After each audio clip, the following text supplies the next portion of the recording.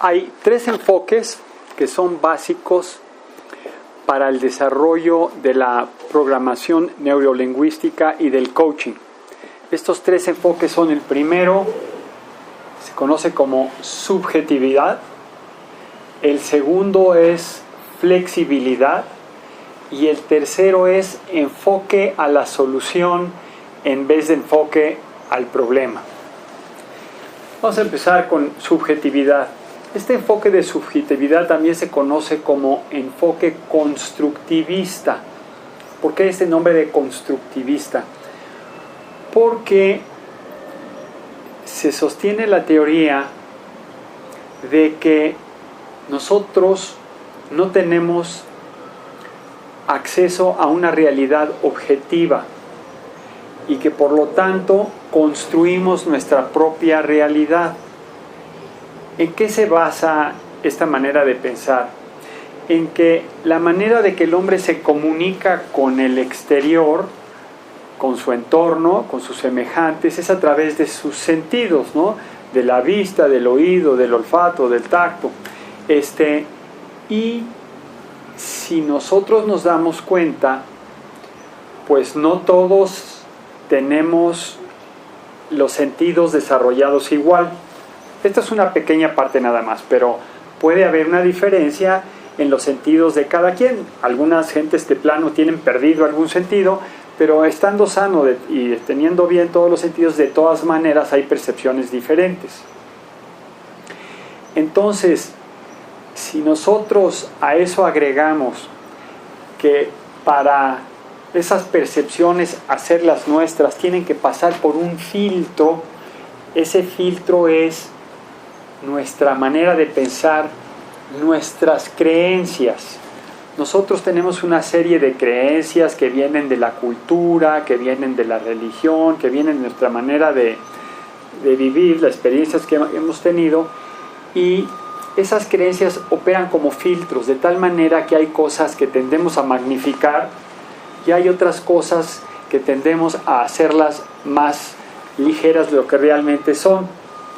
Entonces, esto se ve mucho, por ejemplo, en cuestiones de que desgraciadamente entre diferentes países y diferentes razas hay algunos países o algunas razas que se sienten superiores, y entonces si ven a alguien de otra raza que sienten inferior, ya de entrada lo que esa gente vaya a decirles ya viene con un cierto prejuicio de a ver qué me va a decir esta gente que no sabe bien lo que está realmente pensando.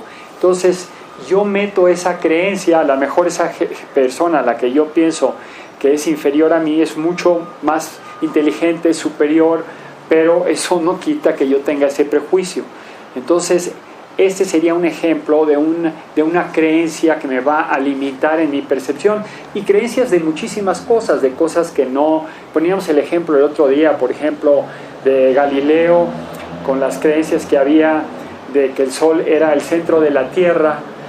También él estaba tratando de demostrar a través de sus telescopios que la Luna tenía cráteres, pero la gente en aquella época no pensaba que la Luna era lisita, y fue con algunas personas que tenían una cultura bastante desarrollada para enseñarles que vieran cómo la Luna efectivamente tenía cráteres.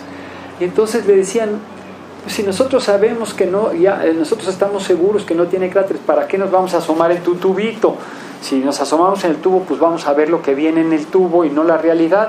Y él les explicaba cómo estaba hecho el telescopio, apenas estaba conociendo, hasta que convenció a uno de ellos que viera a través del telescopio.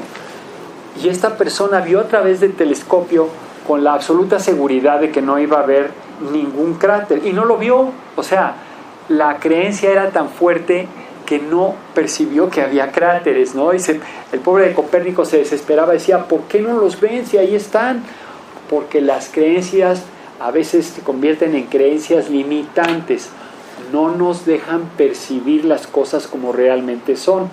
Entonces, por eso este enfoque que le dicen constructivista, por eso que construimos la realidad, nos hace ver que sí, efectivamente es cierto, muchas veces nuestra realidad la construimos, la inventamos hasta cierto punto.